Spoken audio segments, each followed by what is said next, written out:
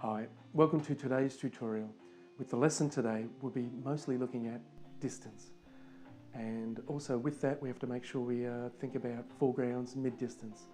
So we'll head off to Sydney, we'll grab our brushes and we'll get stuck into it. Okay, this is a fairly crucial stage to every painting. The drawing, getting a design down that'll be interesting, that has leading lines. It really sets up the rest of the painting, the rest of the day. So if we don't get this to work, we tend to start to struggle. So that's why I place a lot of effort into this part of my painting. So this scene's got great leading lines right back to the bridge.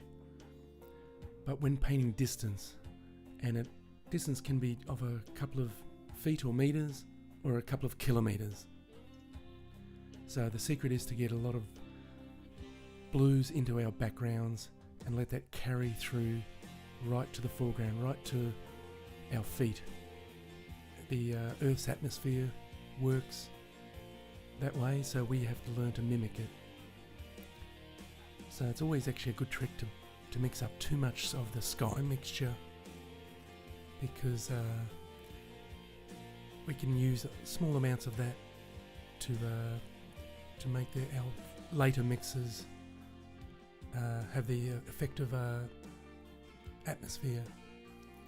So now we're getting into the mid-region. I'll be putting a little bit of that sky mixture into these foliage mixtures.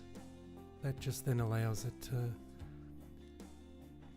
to get that colour recession that's required. Making sure I use the brush to mimic the way that foliage grows and trees grow. I don't mind simplifying it with a palette knife.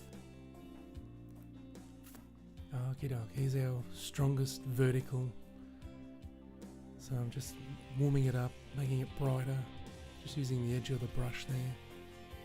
It's one of the tricks with painting trees or foliage as well. It's getting the most of it out of our brushes. I most of the time prefer to use a hog hair brush. Just tends to get that effect of foliage. Now we're getting back to one of the smoother surfaces. So I'll lay down a fair amount with the hog hair again, but then later on I may use my synthetic brush. Yeah. Now this is a good time to do the heavy lifting with the hog hair and the fine tuning with my Mongoose Rosemary & Co brush. And here's our final step in getting distance. So we've gone background, which is the Sydney Harbour Bridge, a well-known Australian iconic sort of image, but actually quite a tricky subject to get a unique view from it. There's only half a dozen that I've found over the years of visiting Sydney. Okay, that looks like our painting day is finished. Thanks for watching. Bye for now.